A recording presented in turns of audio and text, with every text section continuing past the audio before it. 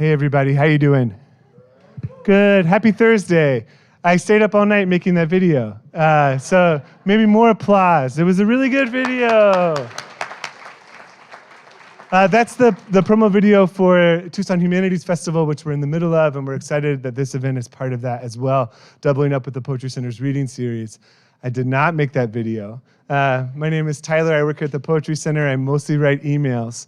But my colleagues did, and the marketing and alumni relations staff at the college, and they do a lot of work for the Humanities Festival. And Amanda Hunt is here, and a lot of her team members are here, Eric Swedland and others. So a round of applause for them for all their work. Bruno, in putting together these events, which we're grateful for.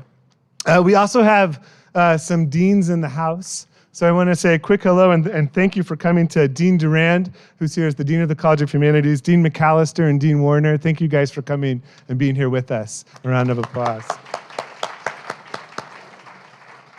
So every year in October, the College of Humanities celebrates National Arts and Humanities Month with the Tucson Humanities Festival, which began in 2019 as a Humanities Week, and it's grown into the festival work that happens now. The theme this year is well-being, as you saw in the little video, and this highlights the crucial ways in which the humanities and health sciences can collaborate, can overlap, and can find generative possibilities. And we're so excited to think about this, and think about this in the context of Brandon Som's work, who's traveled to be with us here today and come back to Tucson on the heels of his Pulitzer Prize winning book, Tripas. And we're so excited about that. And thinking about that book and that work also as an act of wellness or an exploration of it, of being in right relationship with the histories that add up into our existences, or how language or languages can be a site of possibility, not of lack or absence or difference, but instead something more about doubling the world or tripling the world's possibilities. And I think Brandon's book does that in all of his work in the most beautiful of ways. And so I'm really excited about this event and this reading tonight. Lots of sponsors to thank for the Humanities Festival. So especially the Arizona Humanities, which helped support and make this possible, Bookman's Entertainment Exchange, the Arizona Theater Company, the University of Arizona Health Sciences, and then especially thanks tonight for collaboration and support from the Center for East Asian Studies, which is co-sponsoring Brandon's visit to Tucson. So we'll applaud everybody. We managed to turn off the heat a little bit for Brandon's visit, which is also a delight. So enjoy the fact that you may have to roll a sleeve down or two during the reading, and please be comfortable while you're here. I'll just mention a couple other things that are going to happen very quickly before we welcome up an introduction for Brandon. Tomorrow, the university is hosting the fall iteration of their TEDx series, and there are two presentations that are connected to the Poetry Center, so I want to make sure you know about them. One is my terrific colleague, our library director here at the Poetry Center, Sarah Kortemeyer, will be speaking at that presentation about the work to caption our VOCA archive, which is literally putting the language that's connected to 6 million words of poetry that have been spoken in Poetry Center spaces over the last 64 years. That project was a project of the whole library staff, and it is complete now historically. So now the work is about captioning going forward. And we're so thrilled to be in this moment with that, this moment for the archive, for what it means, knowing all of the words that are in that space. So if you're interested in learning more about that, Sarah will be speaking about that at the TEDx talk tomorrow. It's from 2 to 5 at Centennial Hall. I don't think you have to stay the whole time. And you can learn more about that. The tickets are $5 by just looking up TEDx Tucson. The other speaker will be, that's connected to the Poetry Center, is the artist Jody Shertuti, who's one of the muralists in the Speedway mural project in the corridor of Speedway that happened over the summer. And she'll be talking about her work, taking a poem from the local poet Logan Phillips and imagining that into a 75-foot long wall, and how she did that, how text becomes visual. So I hope you'll join us for those. 2 readings coming up at the Poetry Center. We'll be back here next week with the poet Tilsa Ota and her translator Farid Matuk, who's a faculty member here at the U of A. Tilsa is a Peruvian poet. This will be a bilingual reading in Spanish and English. We're really excited about this, and it's a collaboration with Grey Wolf Press, who's celebrating their 50th anniversary this year. So hope to see you back here next week, 7 o'clock on Thursday at the Poetry Center. And then beyond that, on November 7th, we have a visit from Griffin Poetry Prize winner and Kingsley Tufts Award winner Roger Reeves, who'll be here in Tucson on November 7th. Both of those are 7 o'clock free here at the Poetry Center. It is my pleasure now. Oh, I should say one other thing. We'll forego a Q&A after the reading, but Brandon's excited to sign books, and there are books for sale over on my right. So hope you will come and avail yourselves of those books, and then come up and meet Brandon afterwards and connect with him a little bit. It is a great pleasure for me to introduce the person who will tell you a little bit more about Brandon, and that is my colleague and friend and collaborator, Jacqueline Barrios. Barrios is a faculty member in the Applied and Public Humanities department here at the University of Arizona. And among her many interests, which are awesome, and I encourage you to learn more about her and her work, are the pursuits of the Lit Lab project. This is a hub site that fuses site-specific research with the interpretation of literary texts in order to document, animate, and uplift the life worlds of communities who read them. It's incredible. And there's a book that she's working on that's coming out of that project that will be coming from the University of Iowa Press. So please help me welcome my colleague, Dr. Jacqueline Barrios. Thank you. You can adjust this. Yeah. Thank you, Tyler. Hello, everyone. First, I wanted to express my gratitude to the Poetry Center and the organizers of the Tucson Humanities Festival and the Center for East Asian Studies for hosting this amazing opportunity to meet and hear from Brandon Som. Brandon is a Chicano and Chinese American poet, and his collection Tripas was awarded the 2024 Pulitzer Prize in Poetry and was a finalist for the National Book Award. He is also the author of The Tribute Horse, which won the 2015 Kate Tufts Discovery Award. He lives in San Diego, in the traditional and unceded territory of the Kumeyaay Nation, and teaches literature and creative writing at UC San Diego. In her groundbreaking book, Making the Chinese Mexican, historian Grace Peña Delgado strikes out against the, quote, omission of the Chinese fronterizos from borderlands history. For Delgado and other intersectional historians of the borderlands, part of this work is to rescue history from the nation, end quote. She calls for us to imagine a trans-Pacific borderlands, that's what she calls it, to recover transnational histories that were and those that could have been. The trans-Pacific borderlands is in the everyday, she says. It's in anecdotes and in places where individuals and communities created identity. And as she writes, in the, quote, intensely in between, end quote. For me, Brandon Som's poetry is to use his coinage, and I love this, is to use and give us hyphen monology, a way to listen, to live, to read, to grieve, to be in that intense in-between. In reading his poems, I feel the very structure of my senses changing. As he expands and shrinks the time and spaces of the borderlands to encompass the lives and labors of kin and communities. My eyes start straining at circuitry, start sniffing the air for chemicals, the very shape of my, quote, inner ear and its network of, quote, bony canals essential for balance becomes narrated back to me. So your whole kind of body becomes a new apparatus for sensing the world as you read his poems. So that transmissions might bounce back from the tympanum of the moon, again a quote. So in reading his poems, I become a cyborg, hardwired to a rogue dictionary that dubs things over, that autocorrects, quote, orale into oracle. In his poems, and you'll hear more about this is me doing my best to kind of cite these amazing poems as a new reader. In his poems, I believe that while the boundaries of our homelands expand ever wider, the quote connections get smaller and smaller. As some of you may know, I am a new professor of Applied and Urban Humanities. Although I keep saying new, I'm like, this is my 4th year.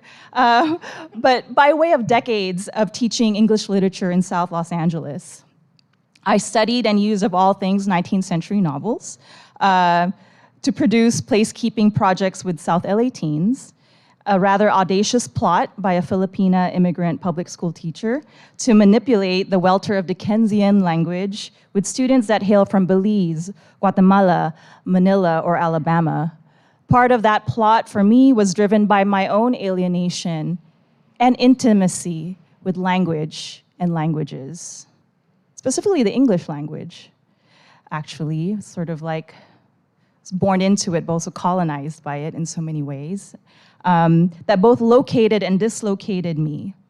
And looking back, I was driven by that always imminent question that Som actually uses to start one of his first poems, ¿Cómo se dice? How do you say? I wish I had tripas then as a way to understand what, as Som writes, quote, what over the years accrues within one's words. I am so grateful to have tripas now. In arriving in Tucson almost 4 years ago, I've worked in community-engaged projects through my work in the Public and Applied Humanities department, primarily in the south side of Tucson, and also in relation with AAPI communities here and beyond our campus. A particularly key project to mention at this point, actually, if I may, is the uncanny resonance, I believe, with Som's visit, the transpiring of the Chinese Chorizo Festival. So I have a couple of flyers here, and they're also at the desk. So I'm gonna share a little bit about the Chinese Chorizo Festival because I do think it's kind of a nice Tucson rejoinder to what's happening tonight. Founded by artist, chef, and activist Fan Ye, also an Arizona native and child of the Chinese diaspora, this project, kind of a Tucson-born project, brings to light the story of 100+ Chinese grocery stores that operated in Tucson in the late 1800s to the 70s by reviving the lost delicacy of the Chinese chorizo that these stores sold. Multiple restaurants right now across the month of October and even into November are joining in the effort to revive this history by featuring a dish using this chorizo, which you can try. And hundreds of pounds of this chorizo was actually made by Fan and donated to these restaurants in order to bring alive this symbol of community solidarity then and now. So this festival is ongoing. You can find it at Bata, at Anello, at like all of these cool places. It's happening in Phoenix. It's going on throughout this whole month. And really, it's a testament to the ways API communities contributed our own, quote, mixed pieces. And I learned that that's actually what chop suey means, is mixed pieces from Brandon, to the rascuache sensibility of these borderlands. This project and the poems makes history of the Chinese American and Chinese Mexican communities visceral, a part of our organs in the same way the poetry that we're gonna hear tonight do. And I just wanna quote some lines that relate from Tripas, quote, Chinese grocers, immigrants unassimilable, the long hand she learned in a village schoolhouse, keeps sound in stores meaning writing in the margins or corners, those tienditas de la esquina, where paths meet or not like cut rope or twists like those figures of dragons. To repeat a point, I am so grateful to have Tripas and to have met you, Brandon, at this juncture. My own journey of becoming an Asian body within the circuitry of the Sonoran Desert. I read it over last night, right after coming home from examining TCE plume maps in Tucson South Side at UCAB, a historic community advisory board engaged in remediating water contamination at the Tucson International Airport Superfund site. I returned home to see the glow of the neon sign of a market store across from where I live, whose name is in fact Empire. I opened my copy of your poems and read that, quote, within parallel circuits, currents increase across increased resistance, end quote. And I can't help but feel that your poems are, as Nana called the electronic circuits she peered over for their flaws, my own, quote, tiny little maps of this city. They are wayfinding devices, like the phones that now fit in our pockets, retransmitting our own disconnections and disappearances into diagrammed instructions for finding our way home. Without further ado, welcome Brandon Som.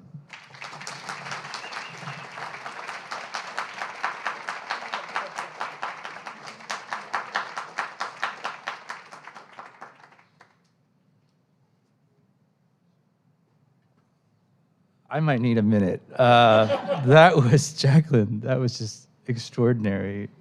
So generous, and I'm deeply moved by that introduction. Thank you. Thank you so much. Wow. It's extraordinary to be here with so many of you. Thank you for being here. There's a lot of you here. I'm really quite nervous. I think I was telling Tyler when Paula said that they were going to open it up and put more chairs, I was in my mind thinking, oh, I don't think that many people are going to come, you know? Don't go to all that work, you know? But I'm really glad you did come out tonight, and I'm really glad to be here with you. So thank you very much. It means the world to me.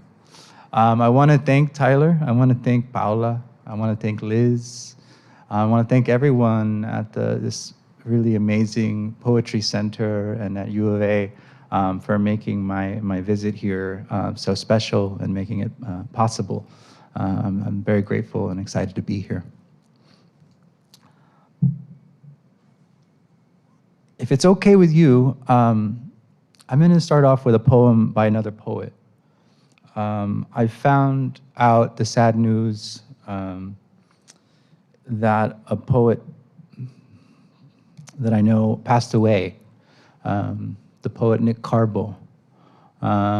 Nick was a Filipino-American poet, and Nick came to Pittsburgh, where I was getting my MFA at the University of Pittsburgh many, many years ago when I was in my 20s, and I was a young poet and very unsure of myself. And Nick was extremely generous and warm and kind and supportive, and stayed in touch over the years. In fact, contacting me to congratulate me when I received this prize. And so I want to read a Nick Carbo poem this evening to start off.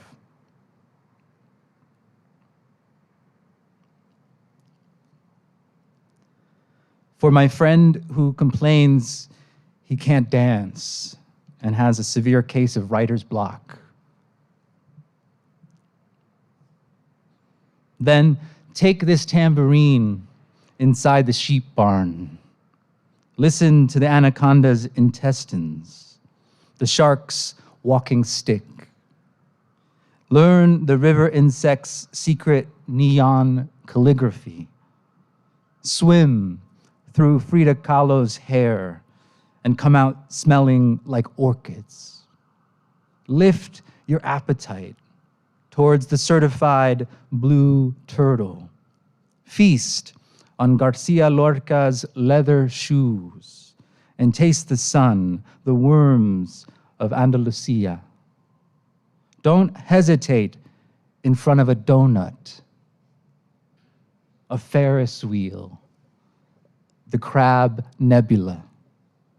Excavate diamond-eyed demons, Chaucer's liver, Minoan helmets. Paste Anne Sexton's face on a $1,000 bill and purchase a dozen metaphors. Beware of the absolute scorpion, the iguana with the limping leg. Permit indwelling, white words around the eyes, the confrontation of windows. Never feed your towel to the alligator. He will eat you and eat you and eat you. Nick Carbo. Thank you, Nick. Thank you. So it's really extraordinary to be here in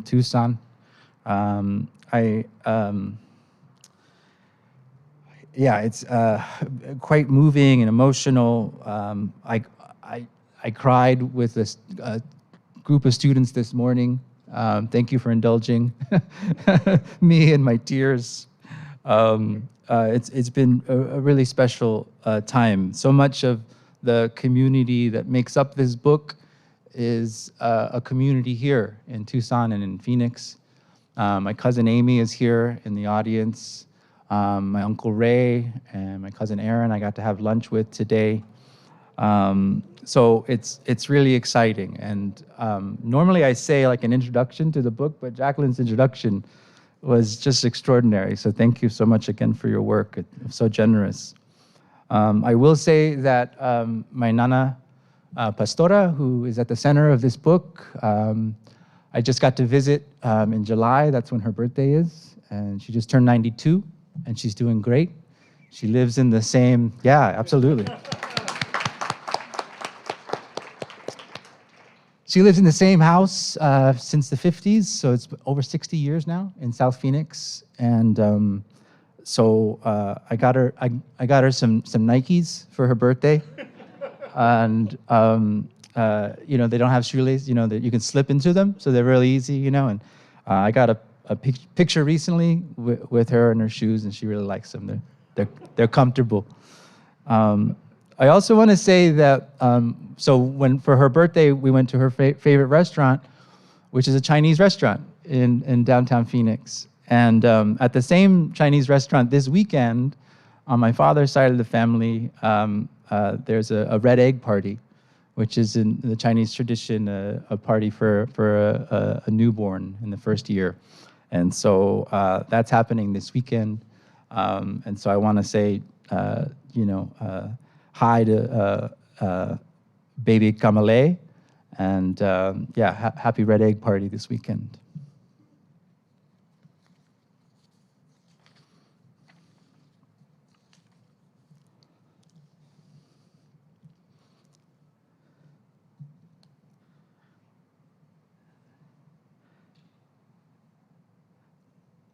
Teléfono roto.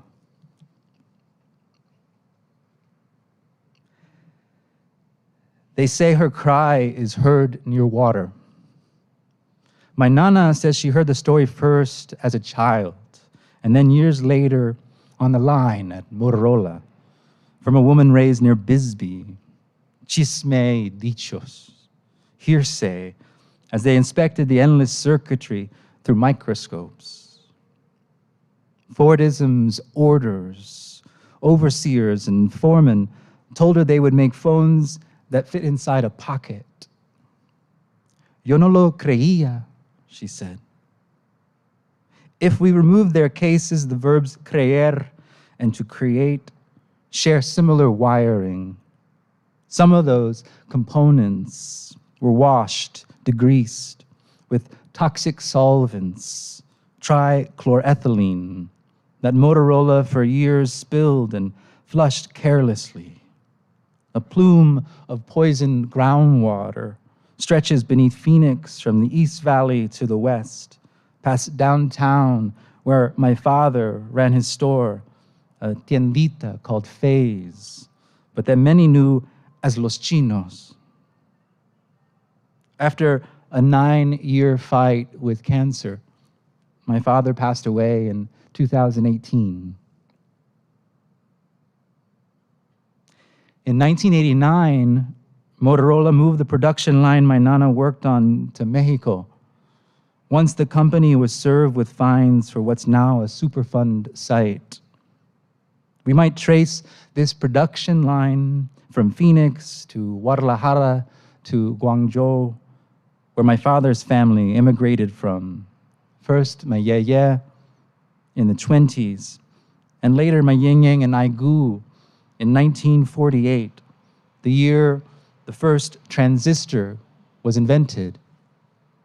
I might hear in that technology my family's song, in broken pieces, bits of gossip, like a game of telephone or Chinese whispers. Your own, cries Llorona from those little phones inside our pockets.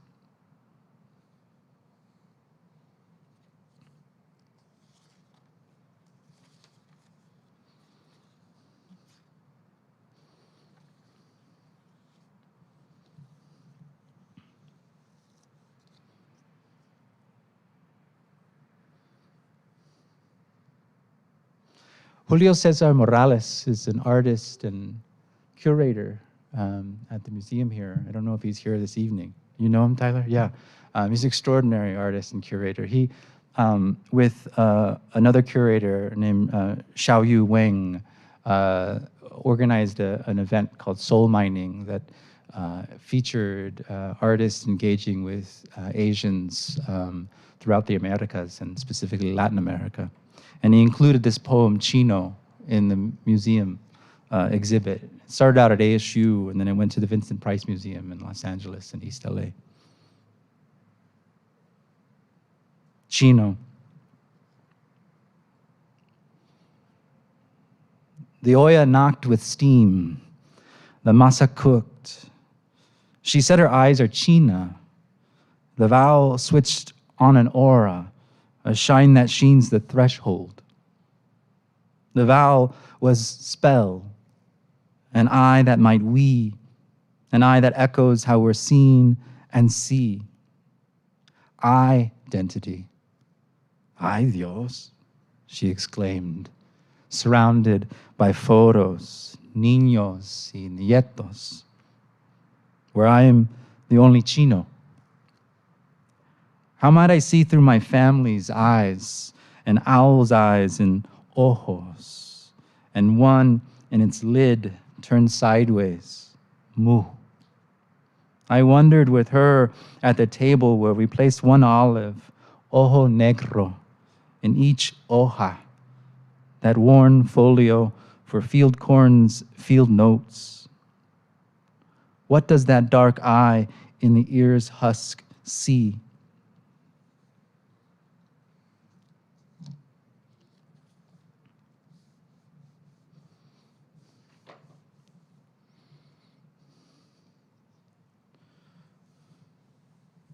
So my bisabuela, my grandmother's mother, her name was Rosario, and she went by Chayo.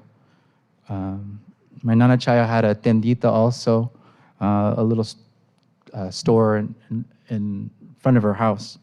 And she sold raspados and chicle and soda. And on certain days of the week, she had menudo. And in 72, the conservative legislature passed a law prohibiting collective organizing, striking during the lettuce harvest, during the harvest. And Dolores Huerta and Cesar Chavez came to town to protest. And Chavez hunger struck. He did a hunger strike. And he did so at a community center that just happened to be across the street from my Nana Chayo's tendita. And this poem referenced that history.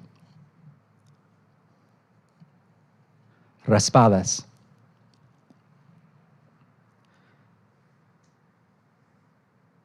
A keening sent throughout Barrio Campito.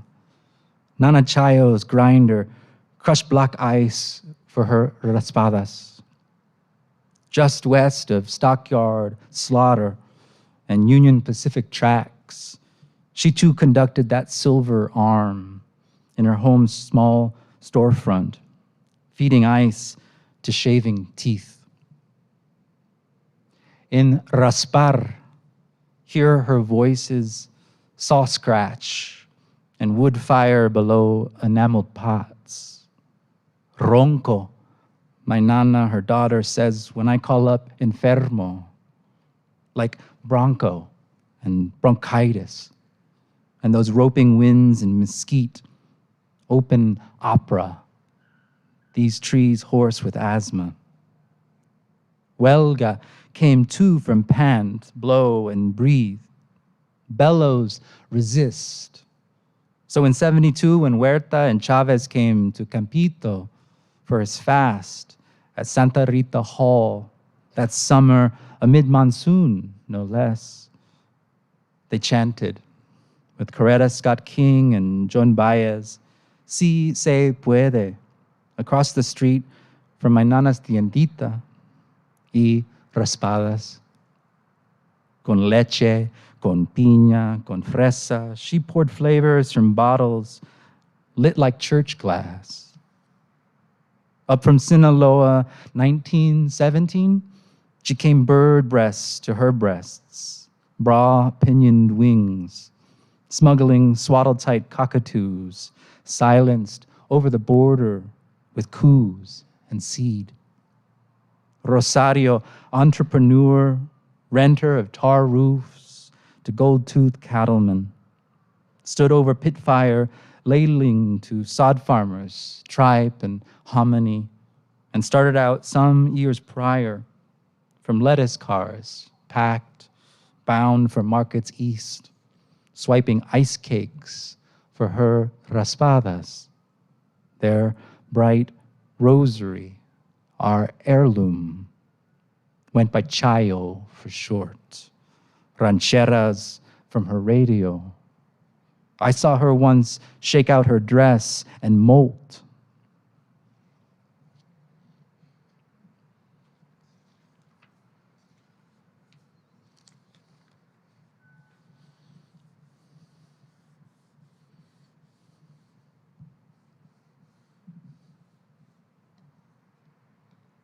Fuchi.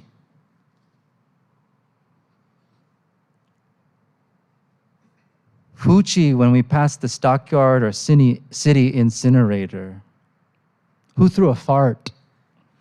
Nana would ask, as if the offense were a grenade or a football. I didn't know the origins of her phrase, its handoff, until I learned tirar in Spanish class.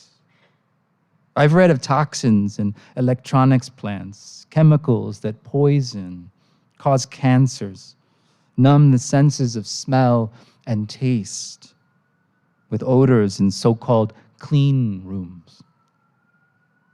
Did the smells elicit a fuchi? Fool, please, I hear in the word. I hear Chinese too. Think of those moves in Qigong. Part the horse's mane, strum the lute, grasp the sparrow's tail. Could they ward off cancers, release toxins, repair one's chi after one's shift? I remember Chichi Rodriguez parry his putter with a flourish after sinking a putt, then sheathe the club at his waist in a make-believe scabbard. In grad school, I learned of Kristeva's abject, those liminal spaces between what we reject and what we obsess. Growing up Chino, the question I was most often asked, besides, what are you, was, do you know Kung Fu? Kung, I looked up, means skillful work, hard training, or endeavor. Fu means time spent. I asked my Nana about her time in the factory. I worked the scopes, she says, looking for marks. If the wafer was scratched, I threw it out. What is it we keep? What is obsolete? That's when I think my eyes started to go bad. What kind of seeing is hardwired in our circuitry?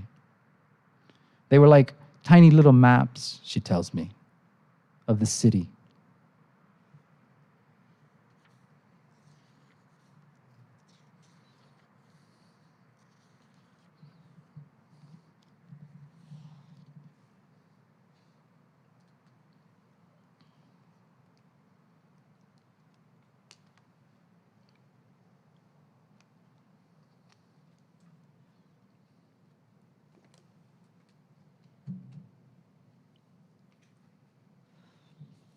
Twin plant. I Google and get Yamela, but no cuate from Coatl, the twin and serpent entwined in the word, mirror image of head and tail, forked tongue knit of sibling and sibilance. In Maquilaapolis, without the factory parts, the women workers in Tijuana mime for the camera. They could be tethering distant kites, leading discrete symphonies, churning arms in Tai Chi's cloud hands, rather than assembling flat screens for a factory plant. Move your hands as fast as your mouths. My nana says her supervisor ordered them in Phoenix. She started in '68, her line work that moved duty-free parts from factory to fabrica, over the border to be assembled with cheaper labor. Retiring in the 90s as the murders of maquila workers were on the rise, my grandmother may have had a part, a chip she inspected, placed inside a product by a woman working in Juarez. Faced with the violence, words seem empty, feel fabricated. When I try imagining the woman holding the circuit my grandmother inspected, I am shy and frightened. Maybe she came up to the border from Durango or Oaxaca, maybe Sinaloa, where my nana's mom, Rosario, came up from. Maybe, like her, it was the first time leaving home. I imagine parts of a life, but cannot know the whole. In Spanish class, we learn indirect and direct object pronouns, how they connect to the conjugated verb. In English, I place the who before whom and what in the wake of acts. To think of indirect and direct in union with my actions is to think in relation. In the syntax of an assembly line, what part of speech are you? What part is duty-free? I like to imagine the talk and clap back, the factory line side eye, somehow encoded in those Phoenix circuits, recorded, overdubbed, downloaded within the photolithographic nanopaths my Nana Pat and her co-workers inspected. Lithography originally copied sheet music. Could we hear then a choir, a gossip of warning, of healing, of organizing and resistance inscribed on the staff lines of the circuit? Chisme is gossip, but also gadget, thingamajig, from Latin's chimex, that bug and malware of whisper, hack of na-uh, and virus of de veras. On a circuitry neither discrete nor discrete, but integrated with words.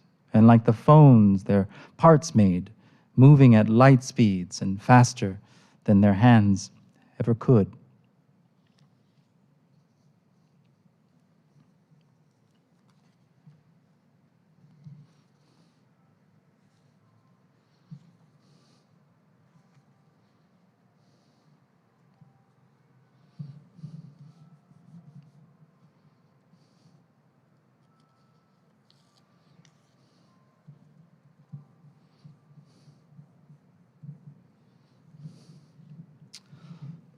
So the indigenous activists, Amber Ortega and Nellie Jo David,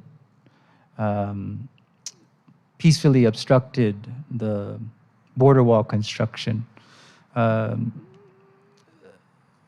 near Cuito Baquito Springs a while back. And this poem begins with a epigraph from Nellie Jo David. I just felt like he was fighting us with his machine. Resistors.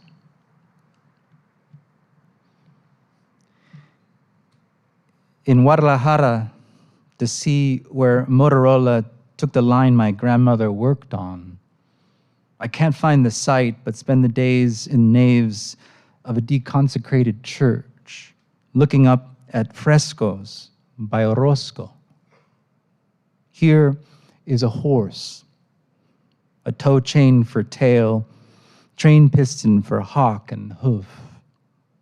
Over murdered Mexica, Cortez stands, lug nut hips and kneecaps, gauntleted hand at the sword hilt, silver as a knot of solder.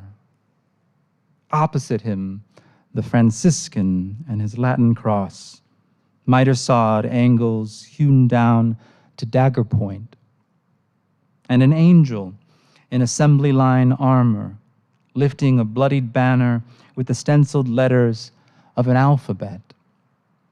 The one I must have started learning, sing-song in the pitch and timbre of milk teeth at 48th and Willetta, a one-bedroom duplex west of Papago's greasewood and buttes of sandstone, and a block down from the Motorola, where my grandmother punched in nights to look after a conveyor of semiconductors, those nascent ancient rotaries strung up to starlight, an empire, gaslighting like that gassed painting of progress and whiteness, wrapped in telegraph wire, lithe and looping as cake shop box string.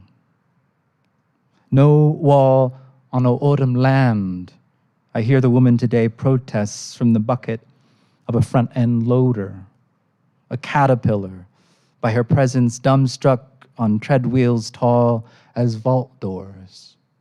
Its maw metal hollow, a confessional or old Mountain Bell phone booth she stepped into amid the felled saguaro and ribs of organ pipe. Her body, where dirt goes, says her body is the lamb the wall wants to eat.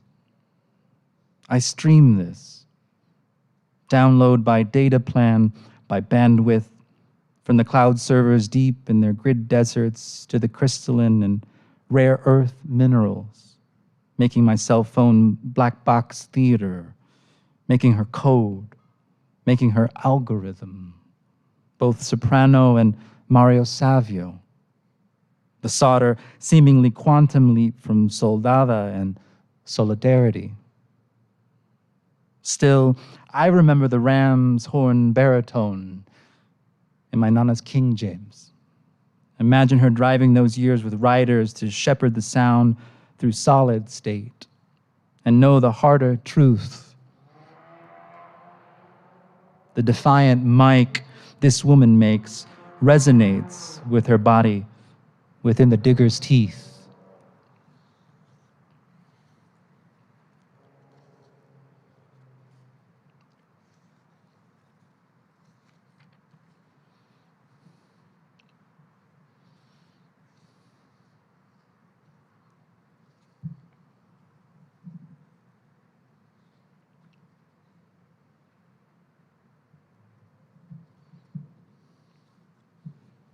So,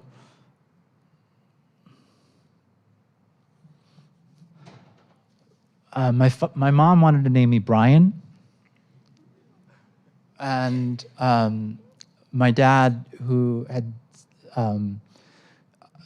seen Bruce Lee, who in the 70s when I was born was often on TV with his son Brandon. And so my dad said, "What about Brandon?"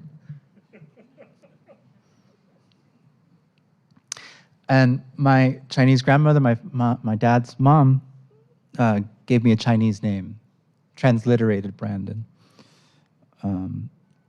into a name that was Bendun. And as the custom is, she put an "ah" at the end when she talked to me or called to me. So it sounded like Benduna.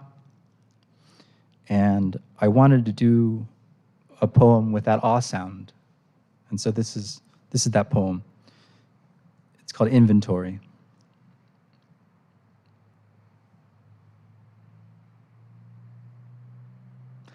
The "ah" was more song, and she sang beyond the name. If the name were river, the "ah" flooded its banks. Nonetheless, in its song, the "ah" signed the air, made the air mean. The "ah" hitched and hinged its intimacy. Jaw-dropped, it crooned its diminutive. Sang of class, filling a back kitchen at lunch where a wok clangs, and a knife trims the gristle. In the stockroom with her, it kept accounts, was a ledger, an idea of order among Schlitz and Old Milwaukee. From tones in the pharynx, from lungs that hung like two clipboards, came the aw's inventory. She tied the awe to my name like that old trick, tongue-tying cherry stem. Quipu or rosary, in the knot was knowing. She threaded the eye to sew a threnody, liturgy, the way she sang the vow amid the till bell, a field song over produce. A nah, a nope, a uh-oh. It was abracadabra, an end note, a colophon bearing the binder's mark. It lingered incarnate in the cold walk-in, or ghosted the stocked aisles where I stood over cans of Ajax and Green Giant. The awe was wavelength, a frequency shape, like a mountain range. It was the gesture's aura, and like a varnish, it lustered my name and diminished like a mark in the margin. It was Whistle House, a star's spur, and it could scold from the meat counter where she priced the chuck with a grease pen tied to the scale. In her long breath, the awe was money to burn, incense in a Folgers can. In the ear, as if in a mirror, I found myself listening. And like all language, it was a grave's treats, singing of separateness and tracing something complete. Though not on a map, its lilt echoed the geographies, and she hummed it, simply over a thin broth, simmered day-long, and suckled on a short rib.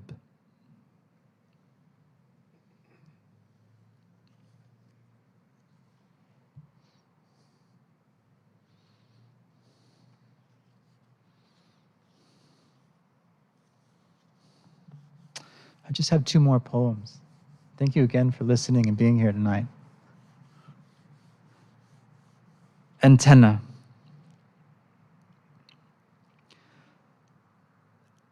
Tuning not lute, but car radio. Cocteau's Orpheus copies the broadcasts from a netherworld for verses. His muse is circuitry my grandmother inspected nights at Motorola. Before her shift, she put me to bed, lay down beside me and smoked parliaments. Each drag like tower light to planes overhead.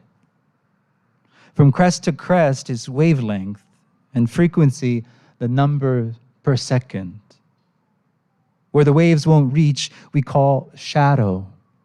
Count the radio's components like prosody, diodes, triodes, tetrodes, and dial the frequency in meters. Jack Spicer cited quasars, quasi-stellar radio traveling light years as possible sources. I remember Orion, one slick matador, Theo called him. Up on South Mountain, leaning on towers, red-eyed with warning, and somehow, by frequency, by transmissions I vaguely knew, drunk with music. With ham operator, Pauline Oliveros sent a hello to the moon's tympanum. It bounced back, dropped in pitch by a Doppler effect, and she accompanied the sound on accordion. A nana is lullaby, cradle song. I tell my mom, a nana now. And we talk about how neither of us had heard that before. Canción de cuna, the lacuna we hum and tune by, its tonic note, a chord knot we worry, and tease on with night song. One grandmother with Vicks, one with Tiger Balm, rubbed fires of camphor and mint, old poultices, into my chest, their palms kneading and wet with salve, its menthols, to strip the chaff and rattle in a night wheeze. Can you hear their lullabies? One like the dicho, chiquito pero picoso, one in all 5 tones of village dialect.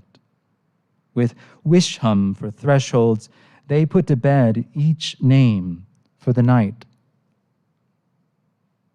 In Cocteau's version, Orpheus crosses over through a tailor's mirror.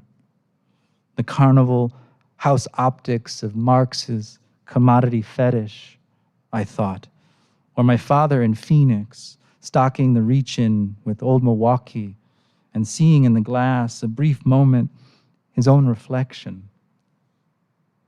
Aigu tells me my great-grandfather frequented Chinatown fortune tellers, ones with charts and calendars, a crystal ball almanac for a paper sun on a paper path, a celestial divination in the back room of butcher or herbal shop or corner store like ours, where the till bell drifted back to Fanyeng, her walk kicking spark off stove flame, or find me at my desk, my father fashioned from Schlitz 12-packs for weekend's homework, me copying out my name, a dotted line running through its center, and not knowing the silences, not knowing then the cost of turning back to see.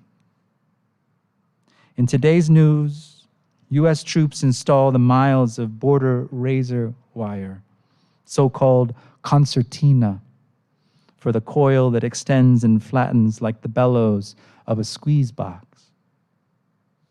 Listen to everything all the time and remind yourself when you are not listening, instructed Oliveros, a composer of sonospherics and a Qigong student of quantum physics. In practicing, she explained, I have experienced listening with the palms of my hand.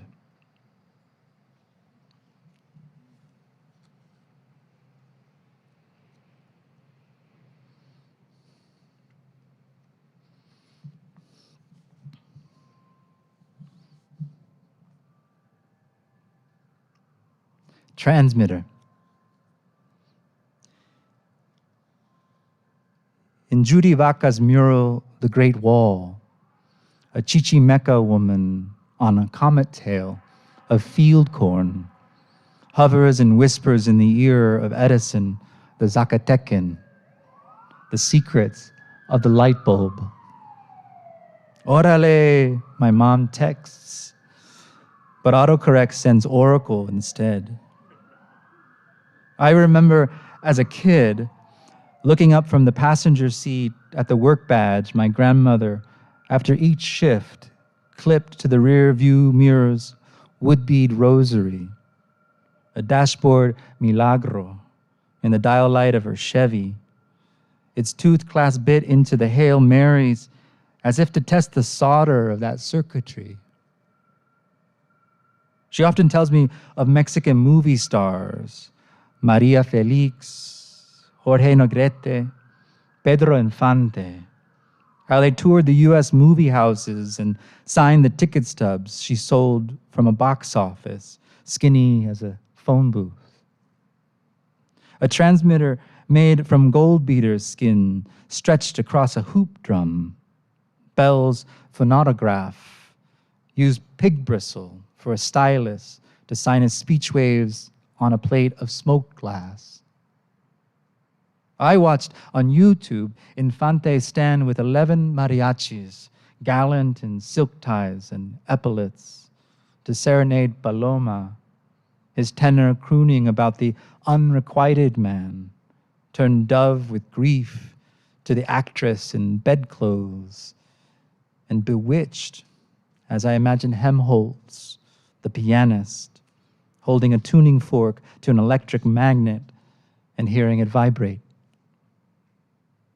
Trying to picture that man wasting away in heartache and so hollowed to bird bones, I reread this morning Socrates, telling Phaedrus outside the city walls of cicadas how they were men before muses brought them song. Unaware of the cost, I climbed mesquite limbs for the discarded skins, brittle as chicharrones, and cupped their matchlight in my boy hands. Hearing, it said, is touch at a distance. Ola is amp and trough. Frequency equals waves, passing a given point. My nana's voice is creosote and parliaments, tenor and rasp that sidewinds cell towers over chevrons and Acatillo, through ironwood and arroyo, moving in the megahertz her hands made. Thank you so much. Thank you.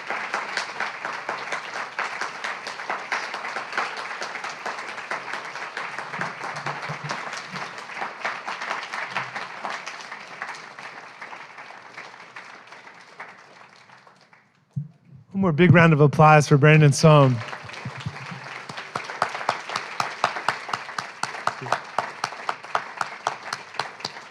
There's books for sale over on the right, so I hope you'll come and buy some of those. I know Brandon's excited to meet you and sign those. I hope to see you next week for Tilsa Ota. It's Reading with Farid Matuk. Thanks, everybody, for coming. Have a safe night. We'll see you soon.